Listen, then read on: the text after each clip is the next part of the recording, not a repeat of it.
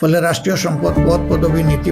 জাতীয় সংসদের বিরোধী দলীয় নেতা ও বাংলাদেশ জামায়াতে ইসলামীর আমির ডাক্তার শফিকুর রহমান বলেছেন, জুলাই গণ আন্দোলনের অর্জন কোনো ব্যক্তি, দল বা গোষ্ঠীর একার নয়, এটি দেশের 18 কোটি মানুষের সম্মিলিত অর্জন। তিনি বলেন, শহীদরা কোনো দলের সম্পত্তি নন, তারা পুরো জাতির সম্পদ।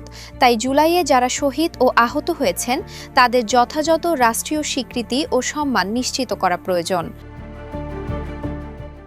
শুক্রবার 31 জুলাই জাতীয় প্রেস ক্লাবের জাতীয় কবি কাজী নজরুল ইসলাম হলে বাংলাদেশ পরিবহন শ্রমিক ফেডারেশনের ত্রিবার্ষিক সম্মেলনে তিনি এসব কথা বলেন। ডাক্তার শফিকুর রহমান বলেন, 2024 সালের 1 অগস্ট তৎকালীন সরকার অন্যায়ভাবে বাংলাদেশ জামায়াতে ইসলামীকে নিষিদ্ধ ঘোষণা করেছিল।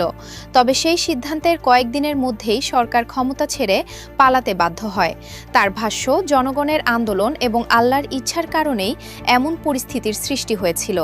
2024 সালের আন্দোলনের প্রসঙ্গ টেনে তিনি বলেন, সবচেয়ে বেশি ত্যাগ স্বীকার করেছে শ্রমিক সমাজ।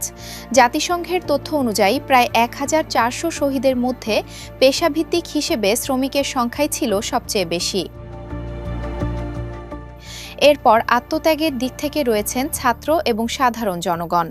সরকারের সমালোচনা করে জামায়াত আমির বলেন, দেশে দুর্নীতি ও চাঁদাবাজি কমেনি, বরং বেড়েছে। তার দাবি, পরিবহন শ্রমিকরা এখনও চাঁদাবাজদের হাতে নির্যাতনের শিকার হচ্ছেন। চাঁদা দিতে অস্বীকৃতি জানালে মারধর, গাড়ি ভাঙচুর সহ বিভিন্ন ধরনের হয়রানির মুখে পড়তে হচ্ছে।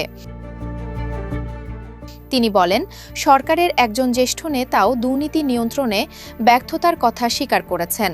যখন ব্যর্থতার দায় স্বীকার করে নিলেন, তখন কি এই সরকারের ক্ষমতায় থাকার কোনো নৈতিকতা থাকে? নৈতিক দিক থেকে সরকার দেশ পরিচালনার অধিকার হারিয়েছে। এ সময় পরিবহন শ্রমিকদের 12 দফা দাবির প্রতি সমর্থন জানিয়ে তিনি বলেন, ন্যায্য অধিকার প্রতিষ্ঠা না হওয়ায় এসব দাবি উত্থাপন করতে হচ্ছে।